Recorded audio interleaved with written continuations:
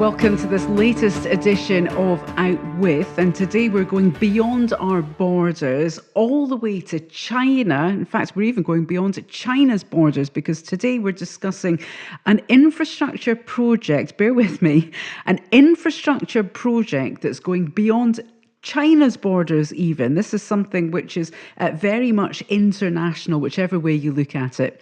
We're talking today about something called the Belt and Road Initiative, or BRI, which is also known as the New Silk Roads, or the New Maritime Silk Roads, or the One Belt, One Road Initiative. In fact, this is quite a complex concept, but it's an enormous concept. It's a concept with a price tag of anything up to $1 trillion. So what is this exactly? Well, we're going to break it down with Matt Schrader.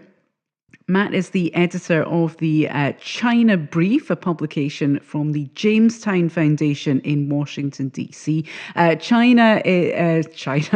is someone I met in China a very long time ago. He's someone who researches what the Chinese government is doing, what the Chinese economy is doing, and how it impacts on our wider world. And this is something particularly which will impact on our wider world, and is already having an impact on the world. This infrastructure project is essentially designed as a 21st century Silk Road. This is a series of projects which China is doing and expanding outwards in a bid to sell things internationally, but also develop the channels and the corridors to sell this. Now, our world is changing, and the way we're doing business is changing, and the way we're exporting and importing things is changing. So increased infrastructure is something which will enable this trade to happen, and to happen well, especially in these Brexity times where we don't know what's happening with our trade. So is this Belt and Road Initiative something which we should be embracing, or is there a cautionary tale? I sat down with Matt to find out. Thanks very much for coming on to Outwith. How are you doing? I'm doing okay. Thank you for having me. No, not at all. Listen, many of us have heard about the Silk Road. It's one of these mystical things you hear about in old children's books. The Silk Road, visions of silks and spices getting transported by camels and caravans. Now there's a new Silk Road coming about, and this is going to have quite a big impact, is it not? Yes. Yeah. In one word, yes, it will. Okay, so let's go into more detail about it. But so instead of calling this the Silk Roads, instead it's got this really weird name, the One Belt, One Road Initiative. So it was called the One Belt, One Road, and then they decided they needed to rebrand it as the Belt and Road Initiative. The Belt and Road Initiative. Yeah, so that's what it's called now. Now, the Chinese are good at a lot of things, aren't they? But it seems like naming stuff isn't one of them, because this has got to be one of the worst names I've ever heard. Oh, it's terrible. And actually, at one point, in Beijing, they hosted they called it the Belt and Road Forum, which, if you think about what the acronym for that would be, just give it a second. The BRF. Yeah. Yep. Yeah. So already this had a lot of fun with that. So, I mean, already, so a Belt and Roads, tell us what it is. Tell us what it is and why we should care, because already I'm falling asleep. Sorry to sidetrack us there a little bit.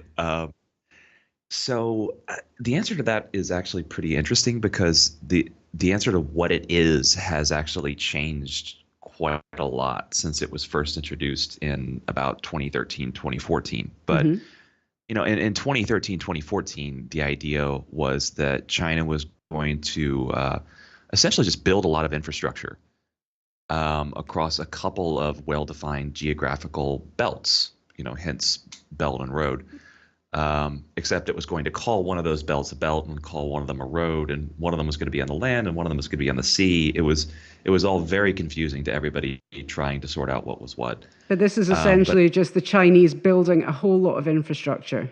Yeah, that's the best way to understand it. And most of it was going to be in Central Asia, Southeast Asia, along the coast, essentially, in the Indian Ocean over towards Africa. And the idea was that this area of the world has an enormous infrastructure deficit. And this is actually true. There's a lot of estimates floating around that these countries are experiencing an infrastructure deficit that can be measured in the trillions of dollars. So they need roads, they need bridges, they need ports, they need, everything you need to make a modern economy function. And so China steps up and says, we are willing, for the purposes of promoting our own trade, because everybody knows that this is self-interested as well, to help build a lot of this stuff. And so that was the idea in Well, so far so 2013 or good. It sounds like everyone's yeah, a winner here. These countries need yeah, roads and they need ports, yep, and the yep. Chinese need to spend money building roads and so on because they're wanting to develop trade essentially. Yeah, and there's a lot of other reasons that China wanted to do this kind of thing. Like at the time, people speculated that it was because they've got essentially too much production capacity for things like steel and cement in their own economy, so they needed to export it. But that it turns out that's probably not really a big reason. The really big reason is the one stated, which is that they want to promote their own trade, at least at the start. Okay. Give us a sense of the scale of this then, Matt, because, we've got a belt which is going along a maritime route. So they're building Yes. ports and things so that they can Yes. have their ships send things essentially all over the world. They have a road which is following across Central Asia, developing these roads and this infrastructure to try and get their goods, I think the big thing was that big railway line you could go from by train Yeah, from yeah. Beijing all the way through to London at one stage. Yeah, yeah, there's a couple of those. So, Yes. this is, give us a sense of the scale of it. I mean, how much money are the Chinese pumping into this? Right. So this is something that has been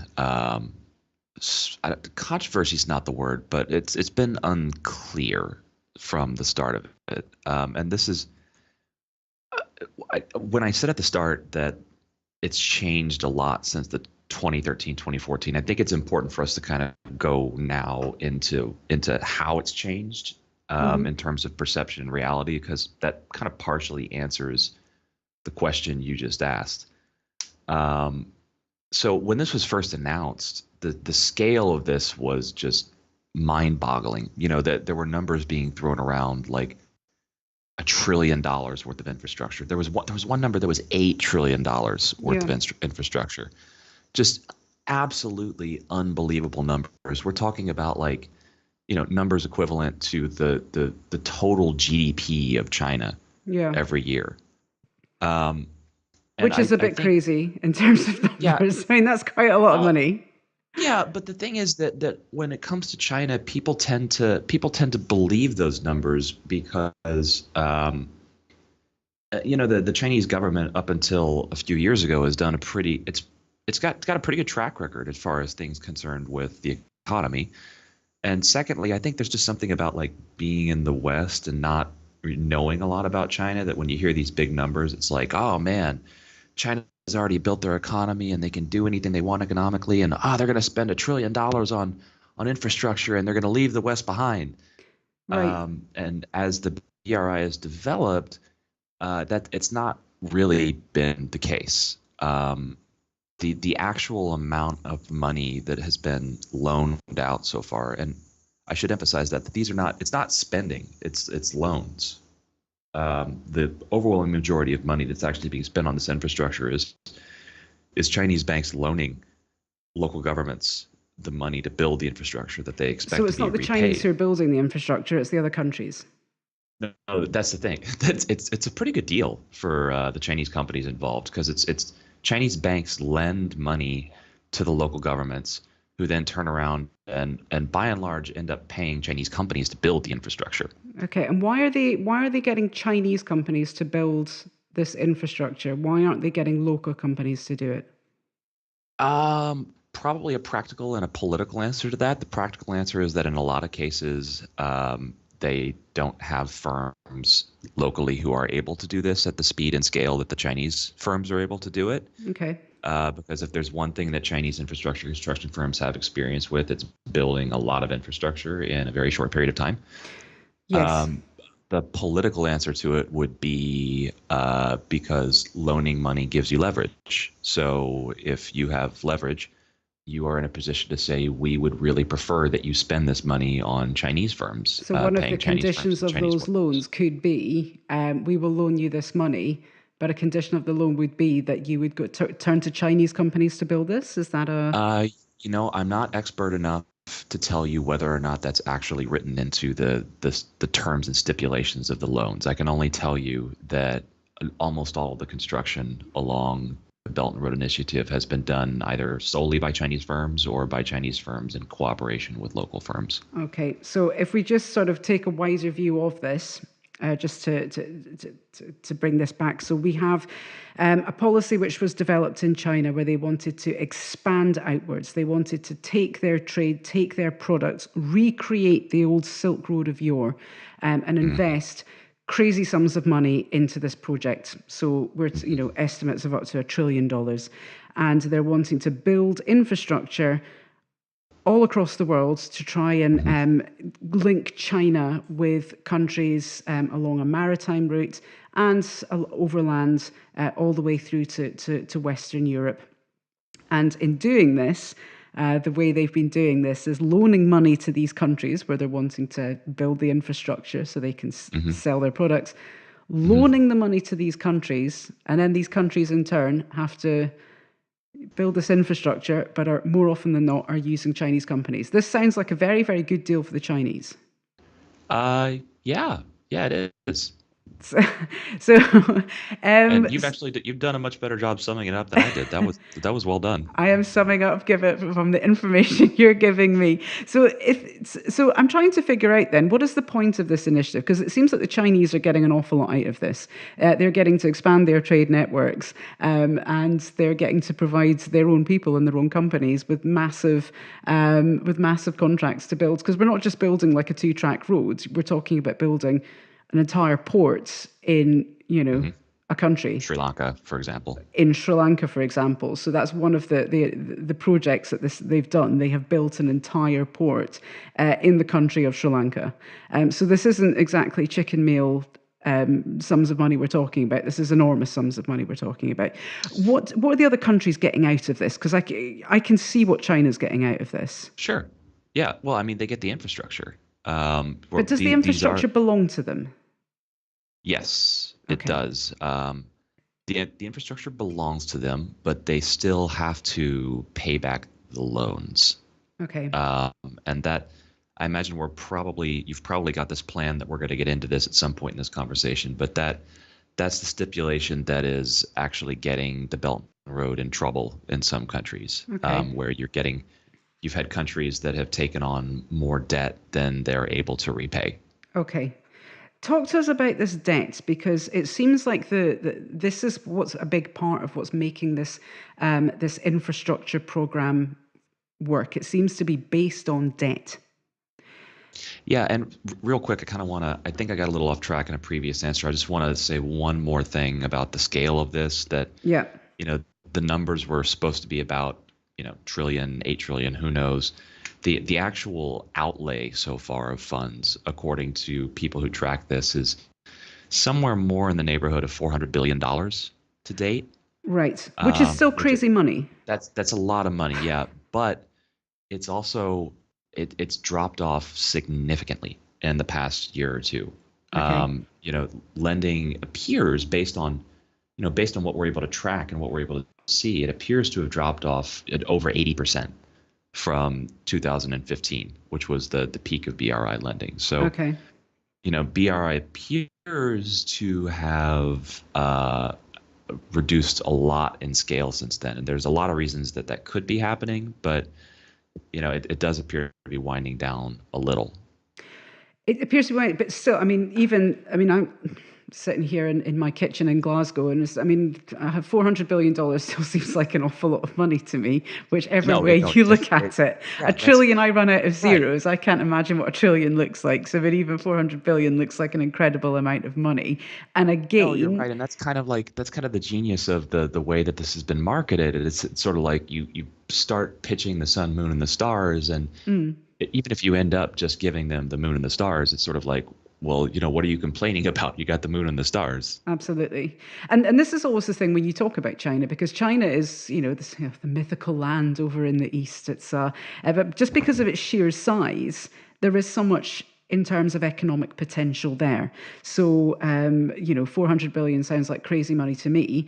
And it sounds like crazy money to a lot of things. But, if you do it right, you can make crazy money engaging with China, which is why perhaps so many governments worldwide are so keen to engage with China because of the vast economic potential of business deals that could be done with the country. What I'm trying to get at is for foreign governments, just Right. in a general sense, or for foreign companies even, the prospect of doing business with China is it's like the golden goose. It's like the thing you want to Oh, get yeah. because there is Yeah, just yeah, so yeah, yeah. much money to be made, or there's the Yeah. impression of so much money to be made. Yeah, I think you're right on that second one. There's the impression There's the of impression so that you much money. can make a lot of Yeah, money out because of there's China. been there's been for literally 100 years, there's been this almost myth in the eyes of business and throughout the world. They look at China's market and they say it's a billion customers. And there's actually a really good book about this called A Billion Customers, Yeah. which itself was named after a book written 100 years ago called 400 Million Customers. Mm. It's this idea that, if I could sell everybody in China one widget, then I've sold a billion widgets. So it's the sheer size of the market that tends to really uh, light up the eyes of businessmen around the world and people around the world when they think about China.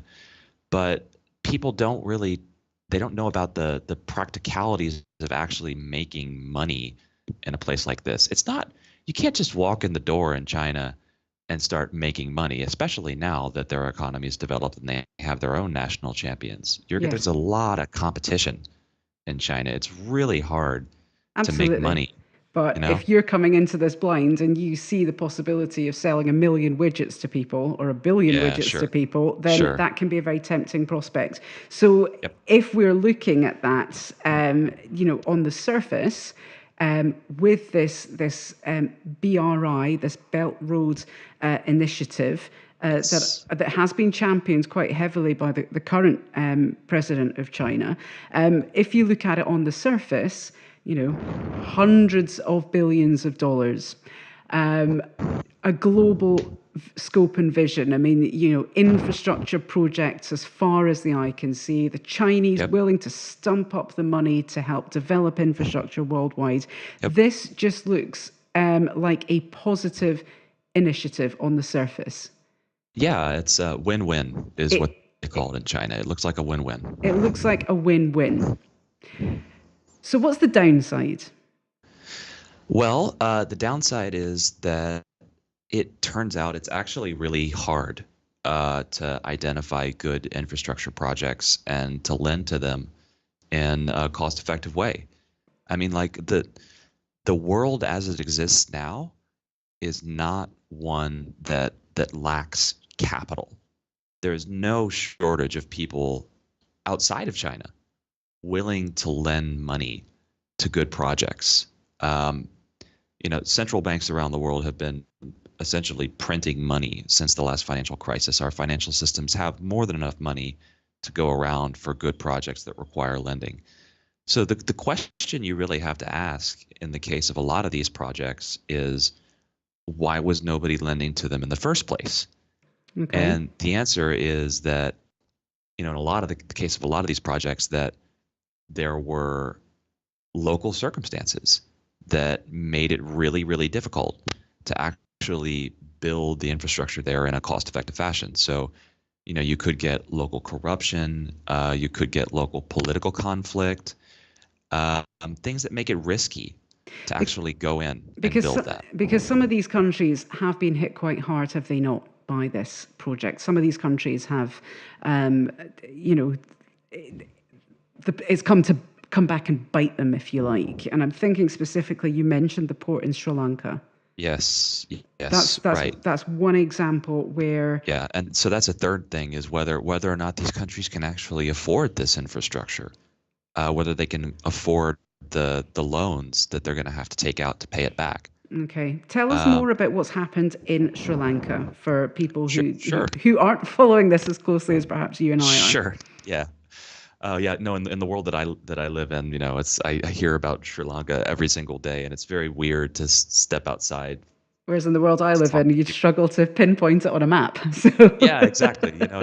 You have to always be aware you're living in this kind of weird bubble where like stuff like this is feels important to you, and other people outside it don't really see it that way. but in Sri But Lanka, yeah, this is presumably important. Tell us why. yeah, for the people of Sri Lanka, yes, this is important. So there's a port in Sri Lanka that Hmm. has been built using Chinese money. Okay. Um, Sri Lanka had to take out a lot of loans to build it. I can't remember the exact amount off the top of my head. It's in the tens of billions. Hmm. And when they had to start paying those loans back, it turned out that they didn't have the money to do it. So they went back to China and they said, we need to renegotiate the terms of these loans because we can't afford it. Okay. China said, okay, as part of the renegotiation for this, we're going to ask that you give us a 99-year lease to the port that we just built. So instead of it being owned, operated, and run by Sri Lanka, it's going to be operated and run by China. Okay. Now, Sri Lanka still has ownership over it, but the exclusive use of the port has been leased to China for the next 99 years, which And is a funny number because that's exactly how long Hong Kong was leased I to was the going to say, British. this sounds an awful lot like what happened to the British and Hong Kong. It seems Yeah, like yeah. the sort of the almost the colonialization of Hong Kong, Yeah, and the way when it they made did that, it was China sort of feel like, very bad about it. They're doing exactly the same thing to another country. yeah, it's sort of like when I heard that, I was like, you guys couldn't have picked another number, like maybe pick like 97 years or 101 years, just so the parallel isn't quite so obvious. But no, they chose 99 years. So essentially, what we have now is a situation where, and correct me if I'm summarizing this wrong, Sri Lanka, which was in need of infrastructure, signed up with this Belt and Road Initiative. They took out loans from China, employed Chinese contractors to build this port. They couldn't Hmm. afford to pay back the loans on those terms and have now had to lease back this port exclusively to the Chinese, so they're not making any money out of it. They are still Hmm. paying for it, and China's using Hmm. it. So China essentially has a free port, an exclusive use over it, and they're getting paid for it. Am I right or am Yeah, I wrong? yeah, pretty much. Okay. Yeah, So this looks like a very good deal. It is a kind of a win-win situation for the Chinese because yeah, they're winning yes, twice. right. And that's the joke, right? That for foreign business people in China, that win-win means that China wins twice. So it seems like a bit of a this is a bit of a dicey kind of situation to get into with this infrastructure project. On the surface of it, it looks terrific, but scratch the Hmm. surface, and it looks like a slightly dicey project to get into if you're really desperate to get this infrastructure. It doesn't seem like the benefits are going to be coming back to you, at least not within the first 99 years, Well, yeah, if you're Sri Lanka, if you're Sri Lanka. yeah, it's very, very, it's always very dicey for countries that don't have strong finances to take on a lot of lending. Okay. And that's why the World Bank, for example, hasn't been lending on projects like these because that you have to be careful Okay. about what you lend on this stuff. And there is, So is China people, behaving a little bit like a loan shark then? well, see, that's the thing, is that there's a lot of debate about what are the intentions behind the BRI. Is this China intentionally landing countries in a debt trap? Is it doing it on purpose as a way to extend its own power? Or is it that China itself didn't anticipate this and now it's got itself in a situation where it's wedded at the hip with a situation that it's got to make the best of? Um, I tend to lean towards the latter actually. I don't. If you're sitting in Beijing and you're thinking about how you're going to lend money out to all of these places, the outcome you're looking for is not one where countries are not able to repay this stuff. You're looking for good outcomes because good outcomes are actually good for you too. But this is So a I good tend, outcome if you're getting a free port and getting paid for it at the same time. yeah, but it's got a lot of really bad knock-on effects. It looks really bad everywhere. The United States and other countries around the world can sort of club you over the head with this debt trap notion, and it also makes other countries who might be willing to borrow from you really, really wary.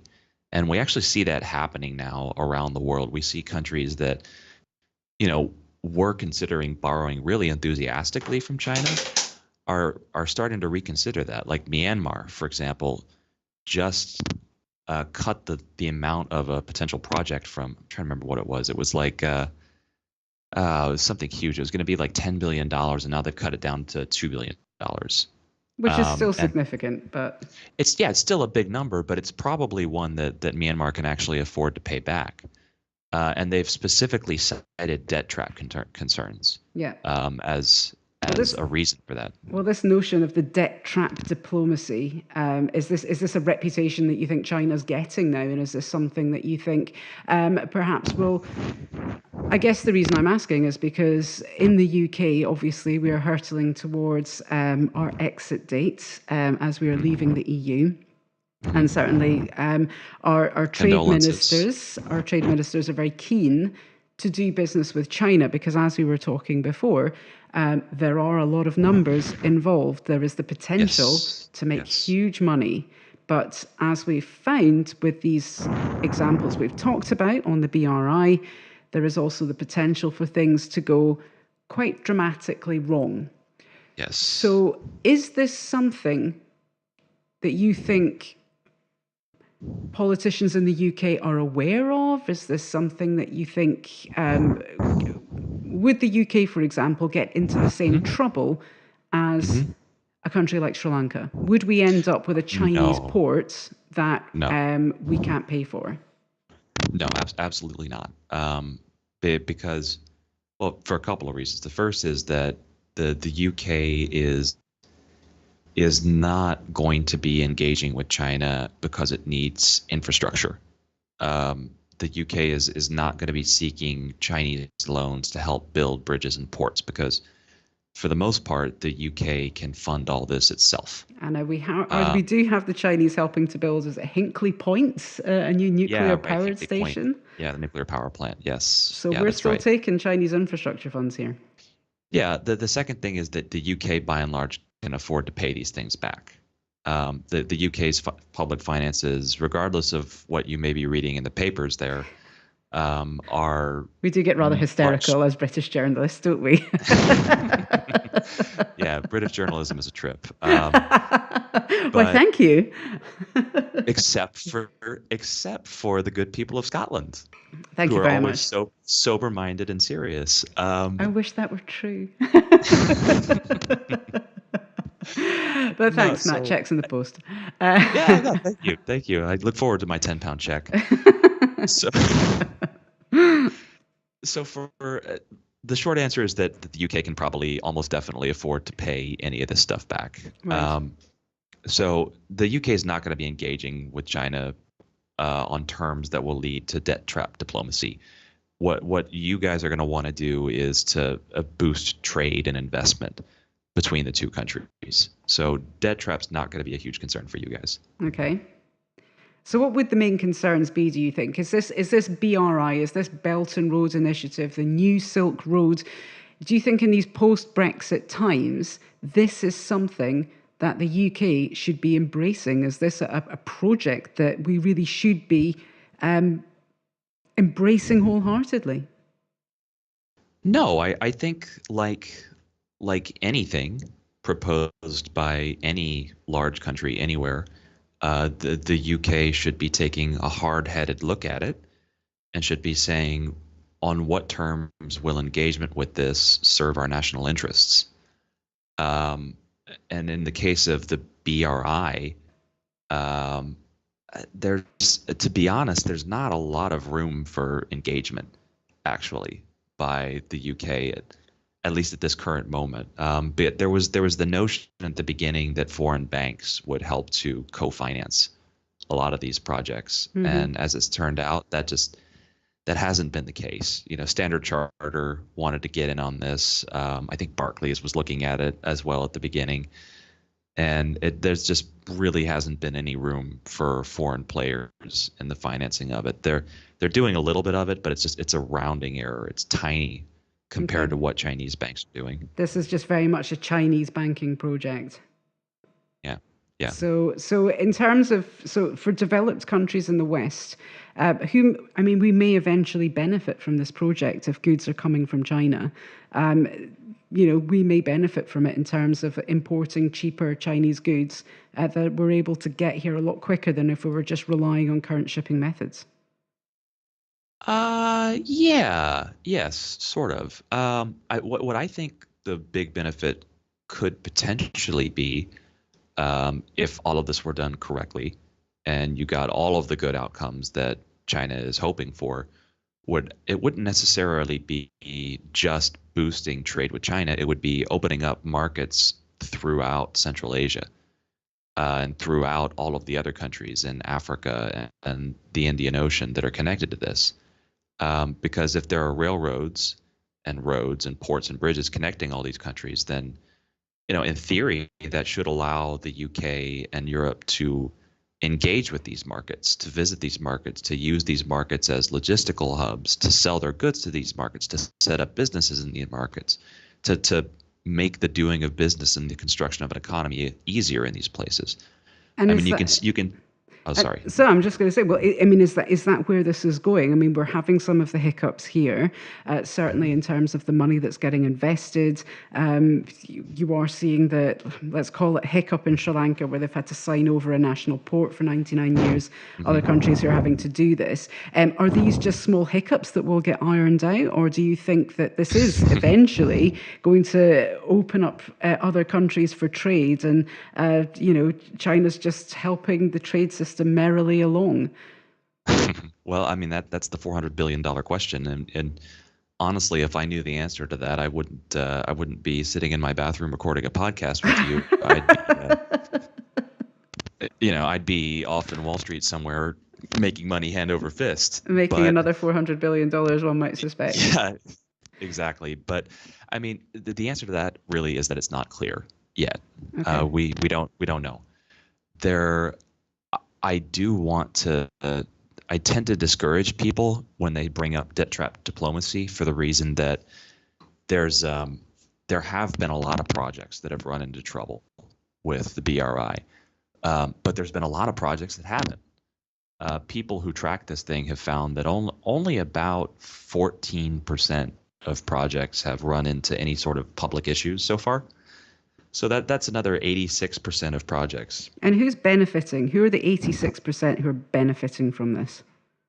You mean like what countries? Yeah, well, I mean, because I'm looking at this in terms of who's winning, in the words of Donald Right, Trump. Who's winning? Who's right. getting the advantages from this? Well, one would hope that the advantages would be accruing to the countries that have taken on these loans to build infrastructure. But when you get into the question of who in those countries benefits, then it always becomes more complicated. Is it going to be the president and his cronies? Is it going to be connected industrialists? Or is it going to be just average people who are now able to, open shops and export their goods and get things to market? And it's a big, complicated question, and I don't know that we have a really good answer to that yet. Okay, so time will tell. We'll have to wait and see whether this wealth filters down. But for now, an interesting project, and one that certainly is worth keeping an eye on. Matt, thank you so much for talking to us You're from welcome. Thank you. from Washington DC, for talking us through the Belt and Road Initiative. Fingers crossed it works out, and we all make millions of dollars from this. Yep. we're all going to be rich. Matt, what's your Twitter? If anyone wants to find out more about this, if anyone wants to hear more of your musings about this subject, how's the best way to follow you? So I am on Twitter and I spend too much time on there. So please feel free to reach out. It's my handle is Tomb Schrader. Tomb Like Schrader. yeah, like the video game Tomb Raider. It's very funny. Yeah, so Tomb Schrader is Tomb Schrader. that's how we find you on Twitter. And of course, the China Brief we can find on Twitter as well. What's the handle for the China Brief? That is China Brief JT. China Let me Brief. confirm that real quick. China Brief JT. That's how we get hold of you and the publication. If we want to hear any more about the Belt and Road Initiative or any other China-related bits and pieces, that's the place to go. Matt, thank you so much. It's been illuminating and it's been great to hear from you. Thank you for having me, Hal. It's been great. Okay, and we'll speak really soon. Thanks so much for joining us on this edition of Outwith, and we'll talk to you again next week.